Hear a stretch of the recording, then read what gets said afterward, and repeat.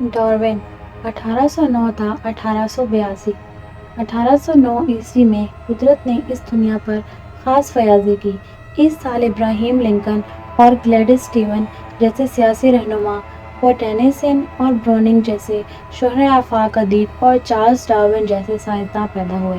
شاید ہی کسی اور سائنسداں نے روایت اعتقاد کی جڑوں پر اتنا براہ راست حملہ کیا ہو اور انہیں اکھاڑنے میں اتنی کامیابی حاصل کی ہو۔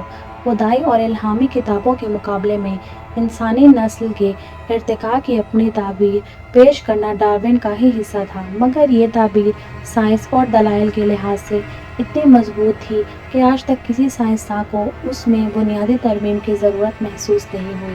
اپنے لڑکے کو ہر وقت کتوں اور چوہوں کی طرف متوجہ دیکھ کر ڈارون کے باپ نے کہا تھا کہ تم آوارہ لڑکے ہو اور اپنے خاندان کی بدنامی کا باعث بنو گے۔ اس کے استاد نے اسے ایک نالائق طالب علم قرار دیا۔ اس کی پڑھائی کا کوئی باقاعدہ سلسلہ نہ بنا۔ اسے لاطینی اور یونانی پڑھنے کے لیے اسکول بھیجا گیا، جہاں اس کا دل نہ لگا۔ ڈاکٹر باپ نے اسے ادویات کی تربیت کے لیے ایڈنبرگ یونیورسٹی میں داخل کیا۔ ڈارون کو نہ صرف اپنے مضمون میں دلچسپی تھی، بلکہ آپریشن کی چیر پھاڑ دیکھنے کی تاب بھی نہ لا سکتا تھا۔ آخر لاچار باپ نے اسے مذہبی مدرسے میں پادری بننے کے لیے بھیج دیا، جہاں اس نے 3 سال گھسیٹ کر گزارے۔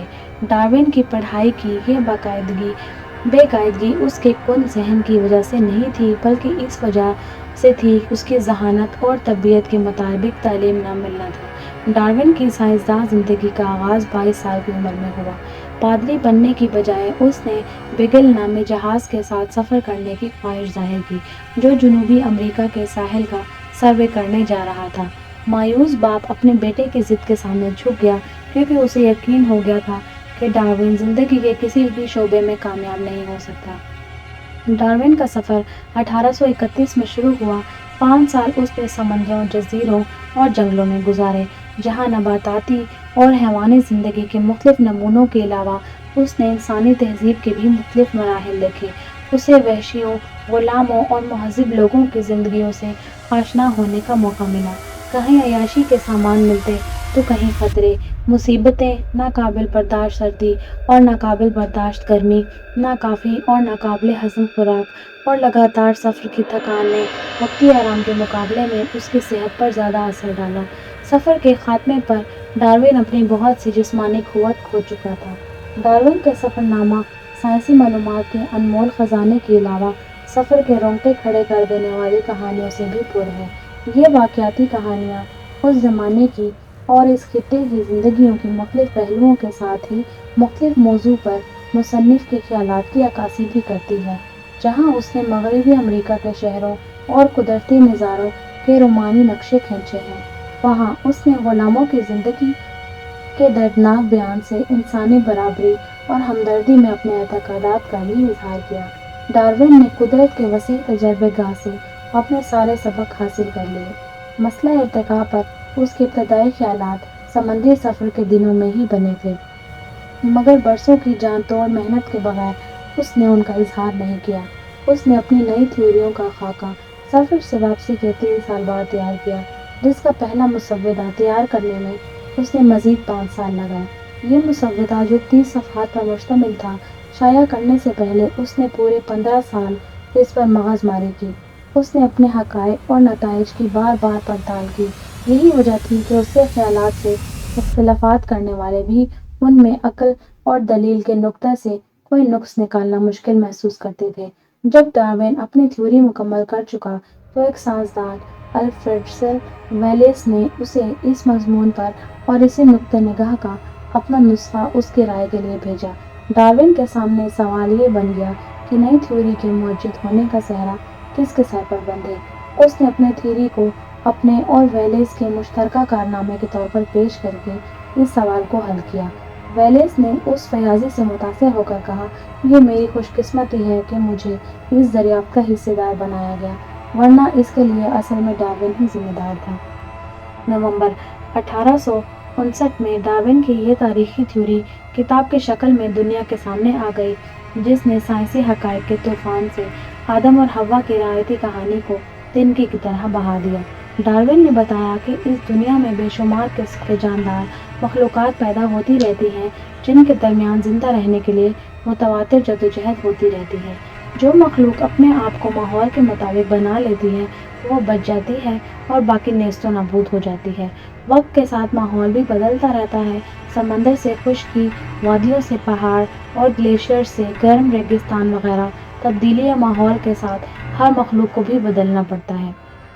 اس بدلنے کے ڈھنگ کا نام ارتقاء ہے، جس کے مطابق قدرت جانداروں کی ان خاصیتوں کا انتخاب کرتی ہے جو انہیں زندہ رہنے کے لیے زیادہ قابل بنا دے۔ اس طرح جاندار چیزوں کی خاصیتیں بدلتی جاتی ہیں اور حیوانی زندگی کی ارتقاء کے مختلف مراحل طے کرتی جاتی ہیں۔ ڈارون نے اپنی دوسری کتاب زوال آدم میں مسئلہ ارتقاء کو ایک قدم آگے لے جا کر انسانی نسل کے ارتقاء کی وضاحت کی، جس کے مطابق انسان اور لنگور ایک ہی مخلوق جو ناپید ہو گئی ہے سے پیدا ہوئے ہیں۔ ان بیانات سے سنسنی پھیلنا قدرتی تھا۔ فرشتوں کی اولاد کی بجائے انسان کا رشتہ جانوروں کی نسل سے جوڑنا کیا انسان کی توہین نہیں تھا؟ کیا یہ خدا کے کتاب کی خلاف ورزی نہیں؟ ڈارون کو خدا کی کتاب کی بجائے قدرت کی کتاب پر زیادہ بھروسہ تھا۔ اسے خدا کی خدائی سے جھگڑا نہ تھا، مگر اسے انسان کی انسانیت پر اعتبار تھا۔ انسان فرشتوں کے درجے سے نہیں گرا بلکہ جانوروں کے درجے سے اٹھ کر اشرف المخلوقات بنا ہے۔ انسان زوال کا نہیں بلکہ عروج کا نتیجہ ہے۔ یہ عروج ابھی جاری ہے۔ ڈارون کو انسان کے ماضی پر غرور نہ تھا مگر مستقبل پر پورا یقین تھا۔ اسے سچائی کے اظہار سے غرض تھی، ہنگامہ برپا کرنے سے نہیں۔ جب اس کے مخالفوں نے اشتعال انگیز بحث شروع کر دی تو ڈارون نے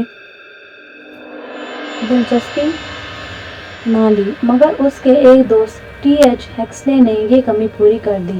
اس نے اپنی کتاب انسان کا قدرت میں مقام لکھ کر ڈارون کی زبردست حمایت کی۔ ہیکسلے نے اس موضوع پر 20 تقریریں کی اور ڈارون کے مخالفوں کا جگہ جگہ منہ توڑ جواب دیا۔ ڈارون طبعاً ایک شریف اور حلیم انسان تھا جو اپنے مخالفوں کی عزت کرنا جانتا تھا۔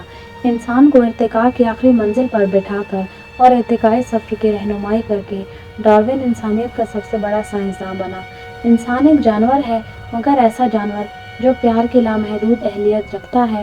اس کا کہنا تھا کہ شہرت، عزت، خوشی اور دولت دوستی پیار کے مقابلے میں ہیچ ہے۔ ڈارون کی ازدواجی زندگی بھی پیار سے بھرپور تھی۔ اس نے اپنی بیوی کو سب سے اچھی اور سب سے مہربان بیوی قرار دیا۔ دکھ درد میں اس کا سلوک ایسا ہمدردانہ ہوتا کہ ڈارون نے کہا، تمہاری دیکھ بھال میں رہنے کے لیے بیمار ہونے کو جی چاہتا ہے۔ اپنے پیار کی نشانی کے طور پر وہ 10 بچے چھوڑ گئے۔